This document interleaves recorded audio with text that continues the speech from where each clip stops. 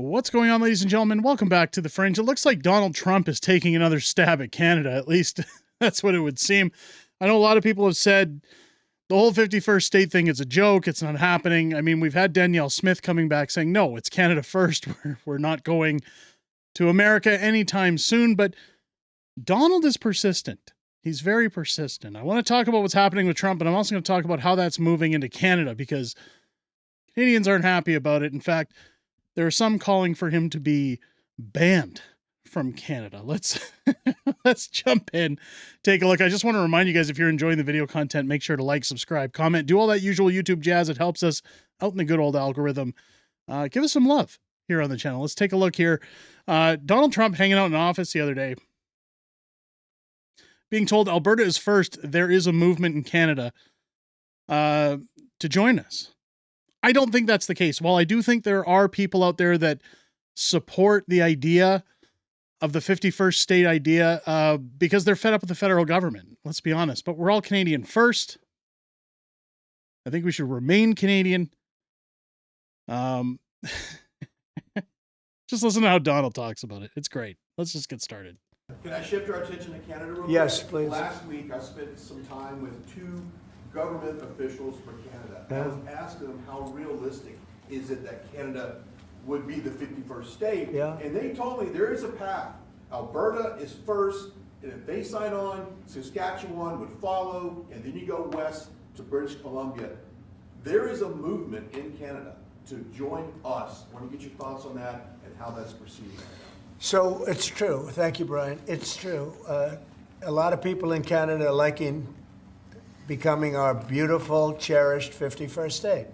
They'll have to pay much lower taxes. They'll have the ultimate security. You know, they don't pay very much for security right now because they rely on us. Can I shift our attention to... Now, what's really funny about that is he does make a lot of valid points. I mean, we would pay less in taxes. We would have more security. Doesn't sound like a bad deal, right? But the problem with that is that the loopholes that people would have to go through in order, the loopholes a country would have to go through in order to become a 51st state, unless Trump were to occupy Canada the same way Russia did with Ukraine, then things would be a little bit different. But for us to sign on, to try and join, that's about a 20-year process. I don't know if you guys have ever been aware of that. It's not as simple as just saying, okay, we're done, we're out. There's a lot of convoluted gears in the works when it comes to the monarchy and how everything works. I still believe it's essentially one giant troll. Kudos to Trump. He's doing a good job. But now you've got guys like Jagmeet Singh calling out to ban Donald Trump from Canada, which is really rich coming from a guy who's banned from America and banned from India as well.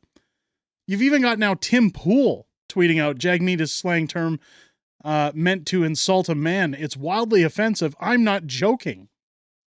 I mean, that says one thing or not about Jagmeet Singh. Here, the far left NDP leader, Jagmeet Singh, I also believe we need to ban Donald Trump from attending the G7 summit. Donald Trump should not be welcome here.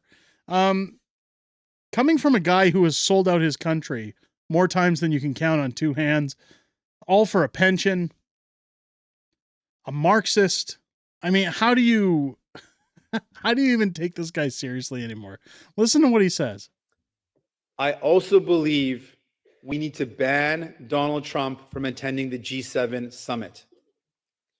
Donald Trump should not be welcome here. Why would we invite someone who has threatened our very democracy, our very sovereignty?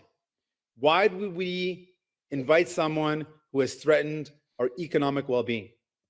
So that's a good question, Jagmeet Singh. So why are you allowed in Canada? Because you have violated our democracy, you have violated our economic security, and you've held up our country from having an election for the last... If anything, if we were to ban Donald Trump from coming into Canada because you've got a hard-on for these guys between him and Elon Musk, well, then maybe we should start banning Jagmeet Singh for the same reasons. Because I don't know about you guys, I think he fits the protocol there. Why would we invite someone who threatens our allies and threatens the world's stability? Why would we allow a convicted criminal into our country? Why would we invite someone who has such disdain for multilateral organizations? Instead, what we should do is use the G7 summit as an opportunity to work with our allies on a plan to resist Donald Trump and his dangerous threats to the world. So what we should do is make it a private boys club where we decide who we like and they're allowed in, but then we kick out the people that don't agree with us. That's called a dictatorship, sir. That is, you can't do that. When you call it the G7, there's a reason. It's 7 nations. You can't exclude one and say, well, just because we don't like who's in charge because they're questioning. Oh, come on. I can't even finish it. It's so bad. This guy, is he wrapping his head too tight? Somebody give him some air. I mean, give me a break, Jagmeet Singh. This is what we have to look forward to, by the way. If Mark Carney gets in, because this was all that they talked about during their debates this week. If you even call it a debate, there was no debate. It was a waste of time. 4 candidates standing on a stage, all agreeing with each other for multiple hours. We talked about voting in that leadership race on this channel. We talked about people getting memberships to essentially make sure that anybody but Mark Carney got in so that Pierre Poilievre would have an easier time going to the polls against a liberal. But there's no avoiding Mark Carney's installation. In fact, we've already shown how Ruby Dalla was disqualified for no apparent reason of validity, that Chandra Arora was kicked out because of him not being able to speak French, despite Mark Carney during those debates agreeing with Hamas because he doesn't know how to speak French properly. Well, now that process has started to unfold a little to paint a picture that we can look forward to Mark Carney being the next Prime Minister of Canada. I wanted to highlight this. We talked about this in last night's live stream.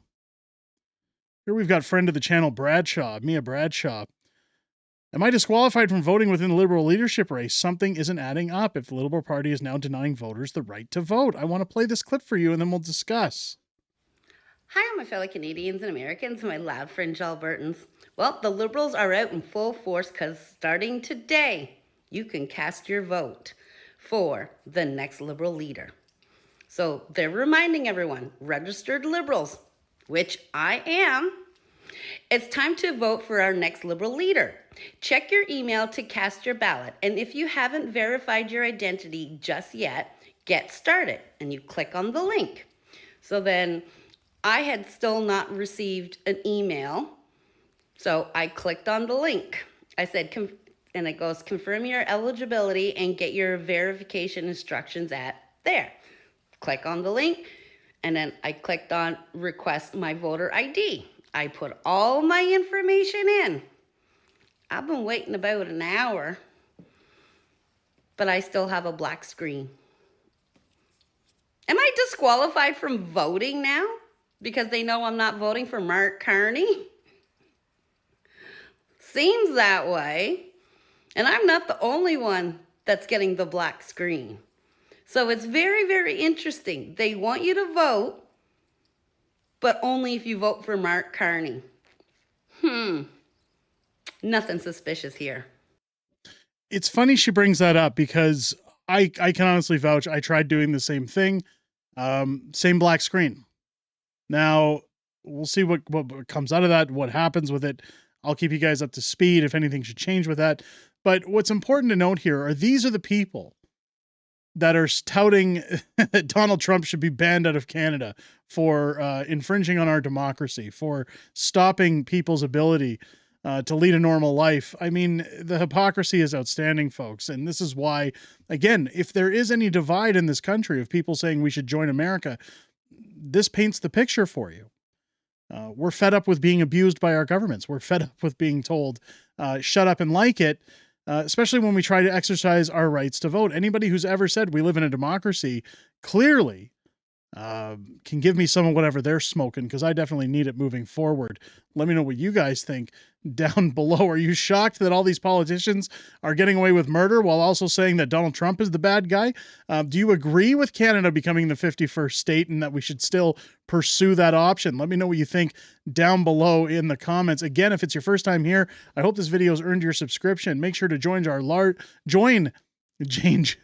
God, it's late. I'm sorry, folks. Make sure to join our large Fringe majority here on the channel by hitting that button. Click your bell for notifications.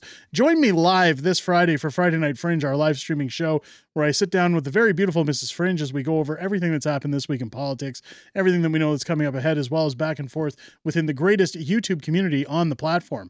I look forward to hearing what each and every one of you have to say outside of this video every week as we sit in those live streams, and I look forward to hearing what you have to say this Friday, starting at 6 p.m. Pacific, 8 p.m. Central, here on the channel. With that said, ladies and gents, I hope you enjoyed this video. I hope you have a great rest of your day. I'll catch you on the next one.